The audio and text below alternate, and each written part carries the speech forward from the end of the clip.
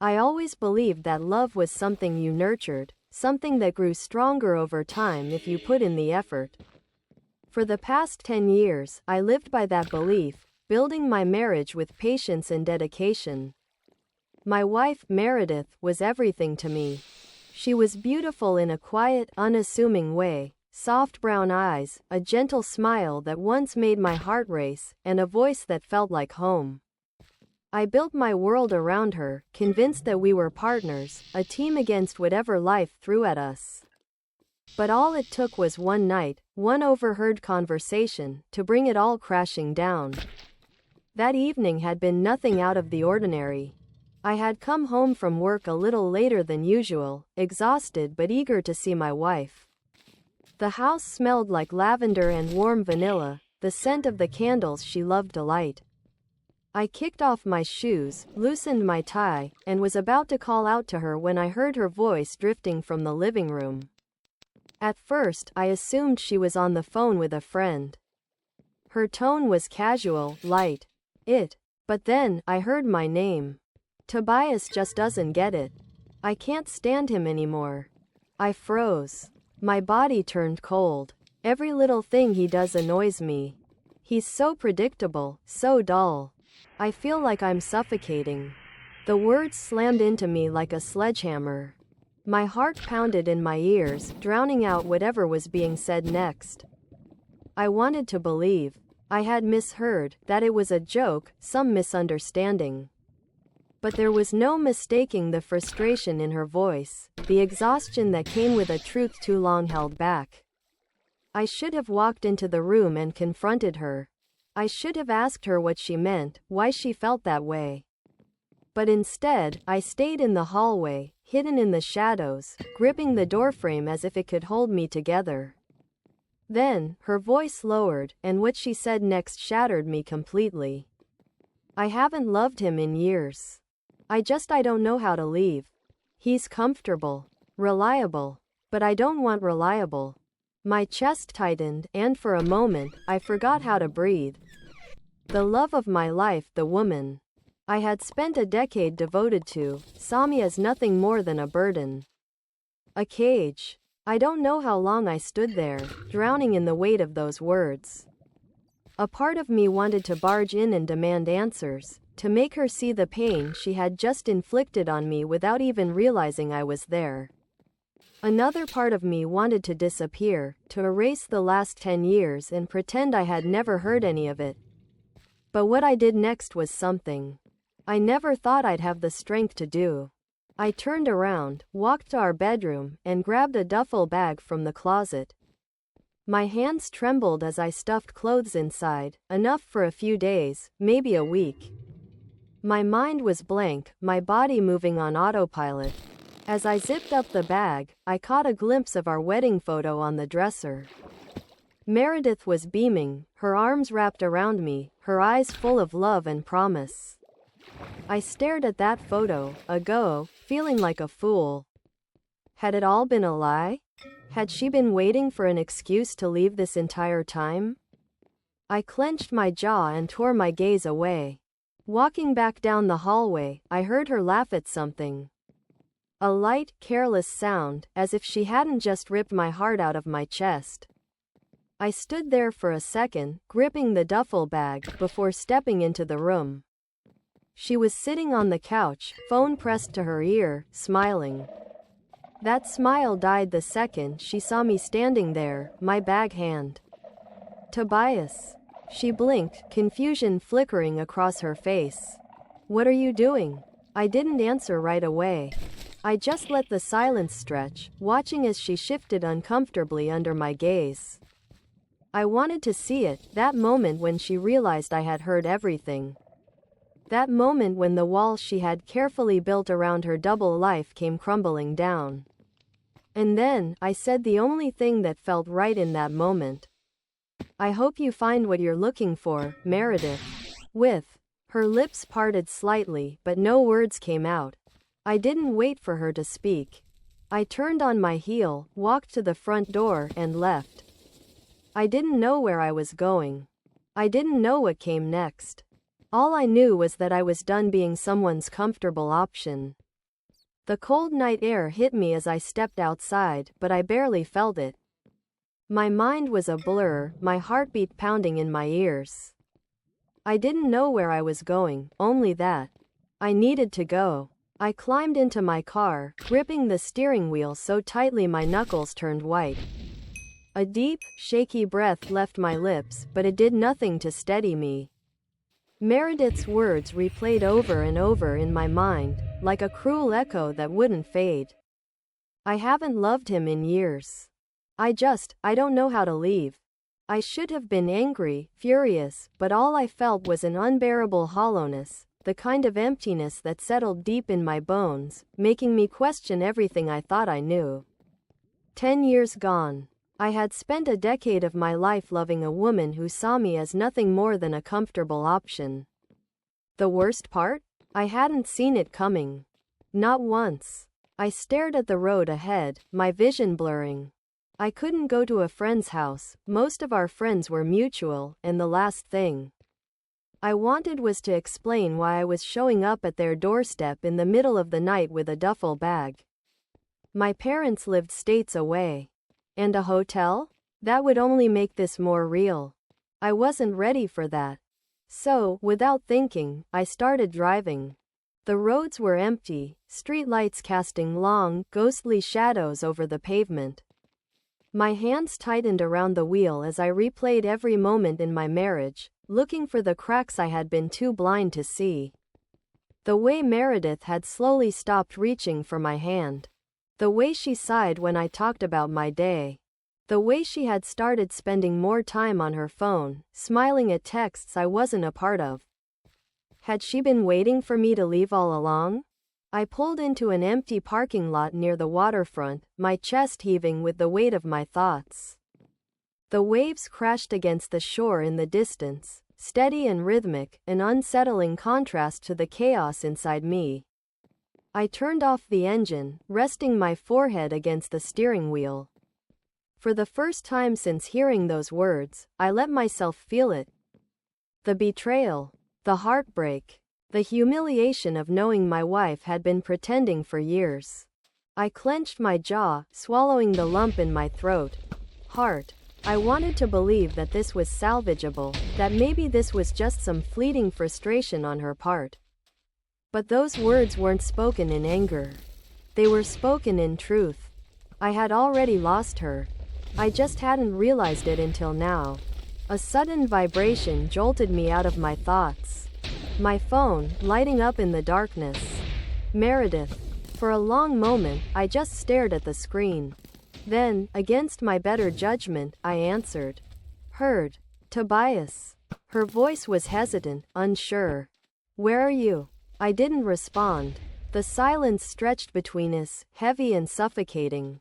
She exhaled. Look, I don't know what's going on, buddy. I heard you, I said quietly. A pause. Then, softer. What? I heard you, Meredith. My voice was steady, despite the storm raging inside me. I heard everything. The silence on the other end was deafening. She hesitated. Tobias, I didn't mean. Don't lie to me. Her breath hitched. Another silence. Then, finally, she said, where are you? I could have told her. I could have given her the chance to fix this, to spend some excuse or beg for forgiveness. But I didn't want to hear it. So I hung up. And for the first time in years, I let myself accept the truth. I had spent a decade loving a woman who didn't love me back. And I wasn't going to waste another second. I didn't sleep that night. After hanging up on Meredith, I just sat in my car, staring out at the dark ocean stretching endlessly in front of me. The waves crashed against the shore, steady and relentless, oblivious to the storm inside me. My hands were still gripping the steering wheel, my knuckles white, my body rigid like I was bracing for impact, even though the wreckage had already happened. At some point, I checked my phone again. 8 missed calls. 3 texts. The first was short. Meredith, where are you? The second was a little more desperate. Meredith, Tobias, come home. We need to talk. The third one was what made my stomach turn. Meredith, you're being dramatic. Let's be adults about this. Dramatic? Dramatic? I let out a bitter laugh, shaking my head.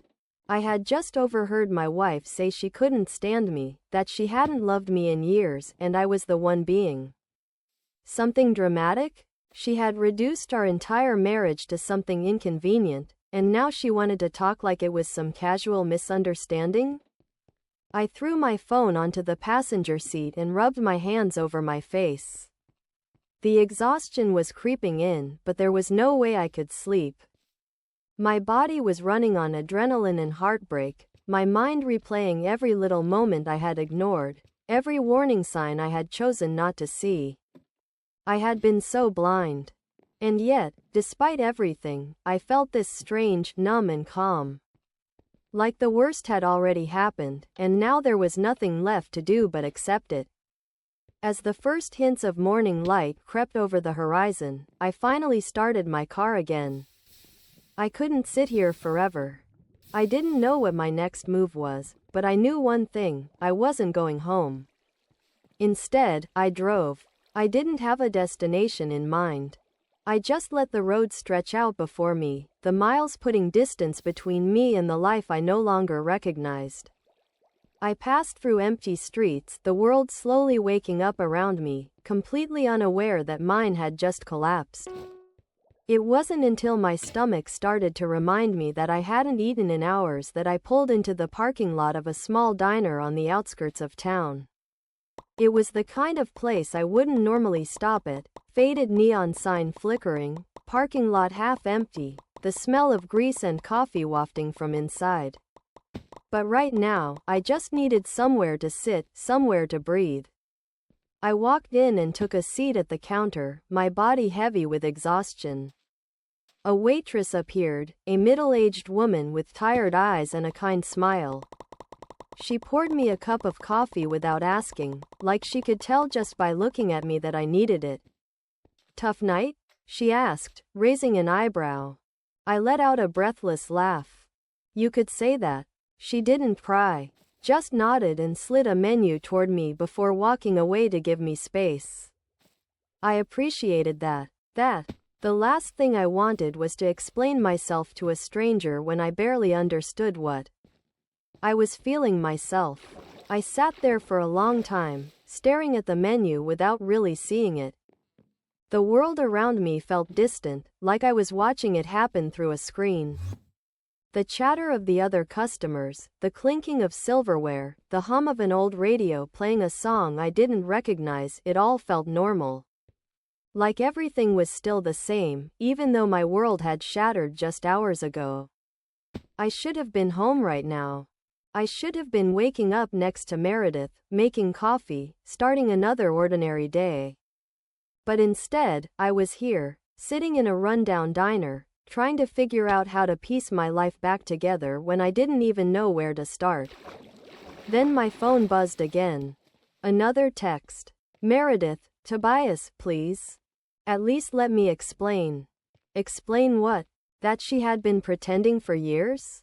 That every time she told me she loved me, it was a lie? Why? That she had been waiting for the moment to leave but hadn't mustered up the courage, so she let me keep loving her like a fool? I gritted my teeth and shoved my phone back into my pocket. I wasn't ready to hear her excuses. Not yet. Maybe not ever. For the first time in years, I had to think about me. What I wanted. What I needed. And I had no idea where to start. I sat in that diner for what felt like hours, my coffee growing cold, my thoughts circling the drain. The weight of last night pressed against my chest, but the numbness was creeping in, dulling the sharp edges of my heartbreak. I should have been falling apart, but instead, I just felt empty. At some point, the waitress came back. She didn't ask if I was ready to order. She just studied me for a moment before refilling my cup. "You look like someone who needs a hot meal," she said. "Pancakes or eggs?" I blinked at her. Pancakes." She nodded, scribbled something on her notepad, and walked away. I didn't even have the energy to argue. I just sat there, staring at my reflection in the window. My hair was a mess, my shirt wrinkled from sitting in the car all night, my eyes hollow. I barely recognized myself. The door chimed behind me as someone new walked in, but I didn't turn to look. I kept my eyes on the window, watching the sun creep higher into the sky. Then, I heard a voice I did recognize. Tobias. My stomach dropped. I turned slowly, already bracing myself. And there she was. Meredith. She stood near the entrance, her arms crossed tightly over her chest, her hair a little messy like she had rushed out of the house. Her expression was unreadable, somewhere between frustration and desperation. For a second, neither of us spoke. The diner felt suddenly too quiet, like the entire place was holding its breath, waiting to see what would happen next. I exhaled slowly, gripping my coffee cup a little tighter. How did you find me? She took a hesitant step forward. You always drive when you're upset. I figured you'd end up somewhere quiet. She glanced around, her lips pressing together. Didn't expect a diner, though. I didn't say anything. She sighed, shifting her weight like she was trying to decide how to start. You disappeared, Tobias. I woke up and you were just gone. I didn't disappear, I said evenly. I walked away. Why? She flinched. Good. I gestured to the empty seat across from me. Since you're here, go ahead. Explain. She hesitated, like she hadn't expected me to actually listen. But after a moment, she sat down, folding her hands on the table. She looked nervous. That was new. I didn't mean for you to hear that, she admitted. I was just venting. I scoffed. Venting? Yes. She leaned forward slightly. Tobias, every couple has rough patches. Sometimes we say things we don't mean in the moment. I tilted my head. How long has our rough patch been going on? Her lips parted, but she hesitated. I nodded, the answer already clear. You said you haven't loved me in years, Meredith. That's not a rough patch. That's not something you say in frustration. That's the truth. Her eyes darted away, guilt flashing across her face. I swallowed, the numbness in my chest cracking just a little. All this time, you've just been waiting. For what? For me to leave first? For a reason to run? No, she said quickly. I wasn't waiting. She rubbed her temples, exhaling sharply. I didn't know how to bring it up. Didn't know how to bring up the fact that you don't love me anymore. My voice was quiet, but there was steel beneath it. So instead, you let me keep trying.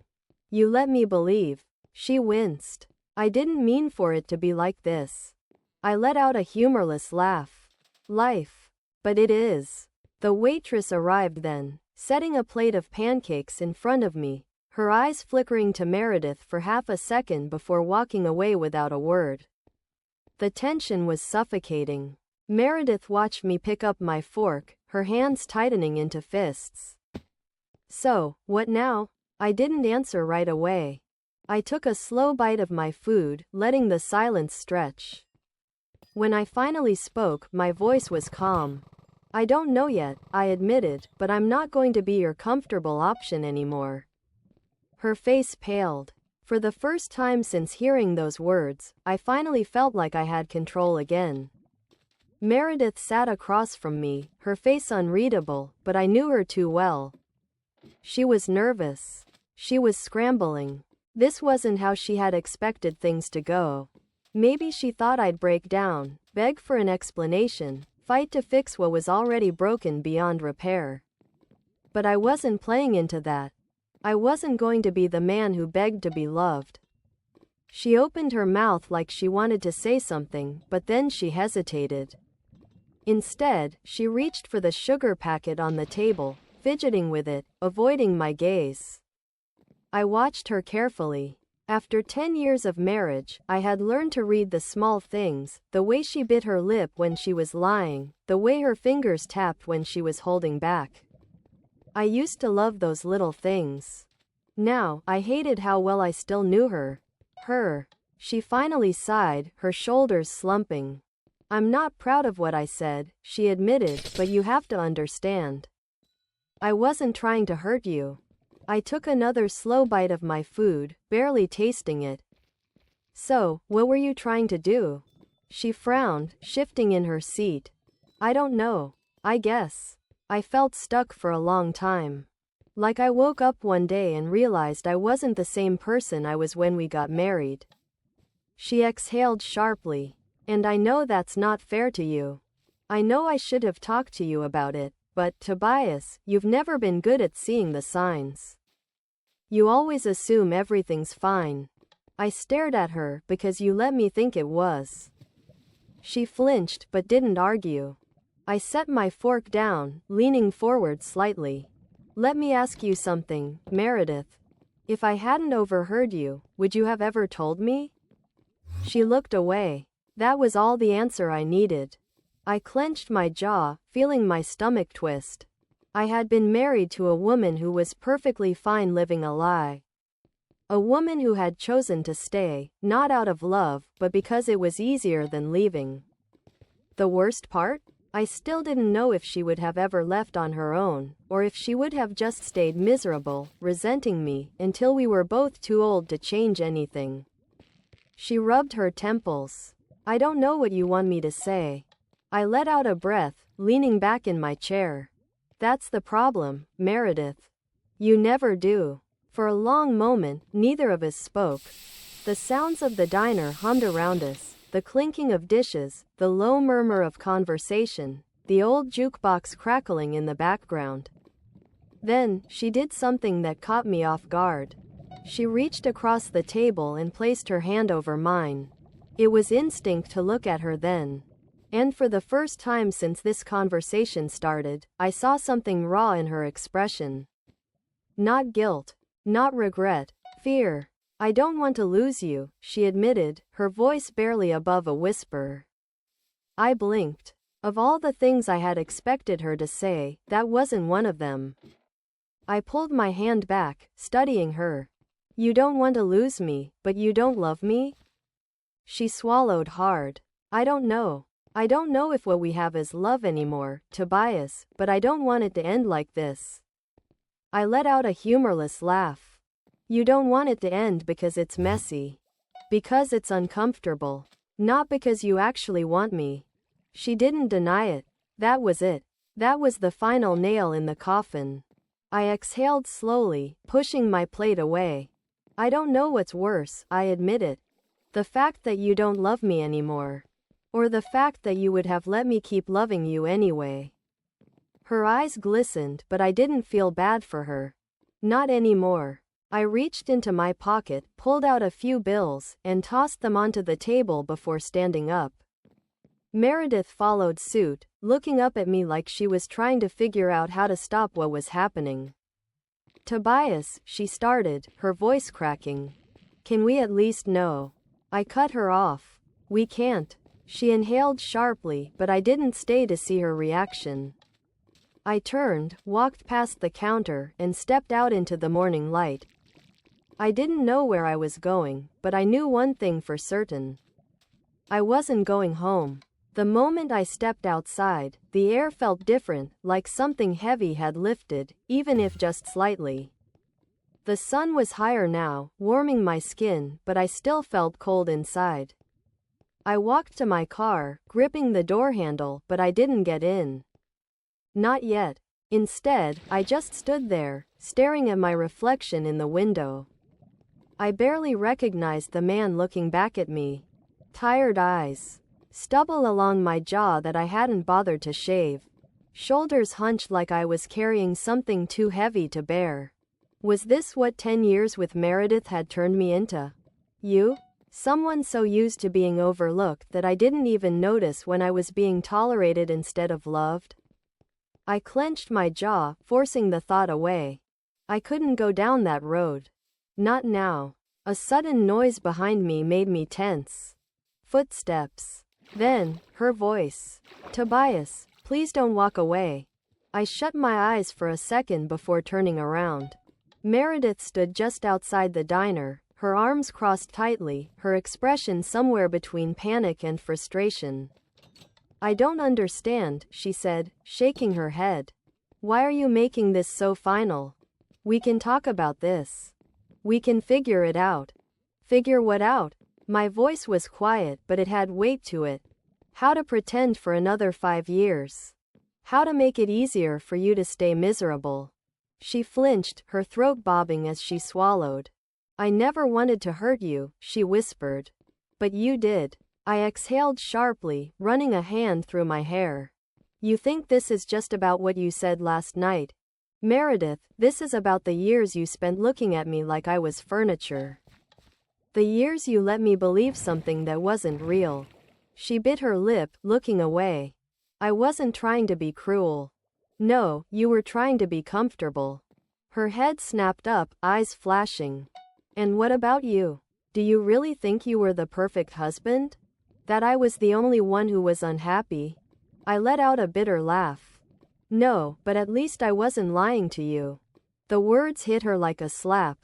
Her jaw tightened, and for a second, I thought she was going to argue. But then, her shoulders slumped. And just like that, she looked small. Smaller than I had ever seen her. I had spent so many years seeing her as the center of my world, the person I built my life around. But right now, standing in front of her in this nowhere town diner parking lot, I realized something that should have been obvious long ago. She wasn't my world. She was just a part of it, and a part that no longer fit. She inhaled shakily. So what now? I glanced at my car, then back at her. Now, I figure out who I am without you. Her breath hitched, and for the first time since this all started, I saw it, the realization sinking in. That I wasn't waiting for her to fix this. That I wasn't going to let her decide what happened next. That I was done. I didn't wait for a response. I just turned, opened the door, and slid into the driver's seat. As I started the car, I saw her in the rearview mirror, standing frozen in the parking lot, watching me go. For a moment, guilt tried to creep in. For a moment, I almost let it. But then, I pressed my foot on the gas. And I didn't look back. I drove without a destination. Just mile after mile of open road, the hum of the engine filling the silence where Meredith's voice used to be. The world blurred past me, towns and highways, trees bending in the wind. I wasn't running away, but I wasn't ready to stop, either. The weight of everything settled deeper into my chest the farther I went. It wasn't just the heartbreak. It was the years of being blind, of convincing myself that love was enough. That effort and devotion could make up for the absence of passion, for the lack of truth. I had lived in a fantasy, and now that it had crumbled, I didn't know who I was outside of it. Somewhere along the drive, I pulled into a gas station on the edge of a small town.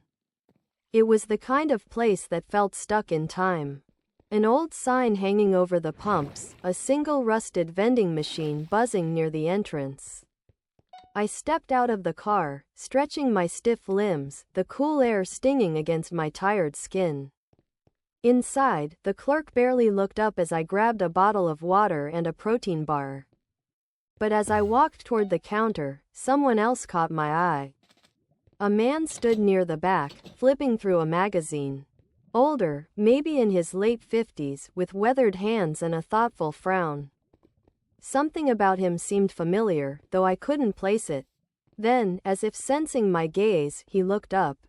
His eyes locked onto mine, and for a second, I saw a flicker of recognition. Then he nodded, like he knew exactly what I was going through. You look like you've been driving a long time, he said, his voice rough with age. I hesitated before nodding. Yeah, trying to outrun something. A dry laugh escaped me, more like trying to figure out where I'm supposed to be. He set the magazine down and leaned on the counter. That's the thing about leaving, he said. You don't always know where you're going, but sometimes that's the best part. His words settled over me, heavier than I expected.